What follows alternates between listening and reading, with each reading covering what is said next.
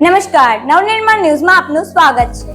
આણંદ જિલ્લાના કરમસદ સ્થિત સરદાર પટેલ મેમોરિયલ ખાતે પ્રગતિ પથયાત્રા અંતર્ગત યોજાયેલ કાર્યક્રમમાં ભારતના લોખંડી પુરુષ સરદાર વલ્લભભાઈ પટેલના જીવન, રાષ્ટ્રપ્રેમ અને દેશની એકતા માટેના તેમના અમૂલ્ય યોગદાનને ઉજાગર કરતી ડોક્યુમેન્ટરી ફિલ્મનું મેમોરિયલ ખાતે પ્રદર્શન કરવામાં આવ્યું હતું.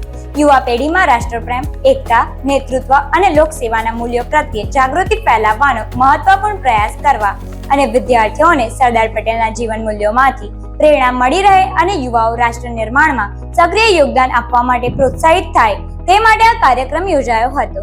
આ ડોક્યુમેન્ટરી ફિલ્મના માધ્યમથી સરદાર પટેલના જીવન પ્રસંગો, તેમના નેતૃત્વ, રાષ્ટ્રીય એકતાના કાર્ય અને દેશ સેવાના આદર્શોને ફિલ્મમાં રજૂ કરવામાં આવ્યા હતા.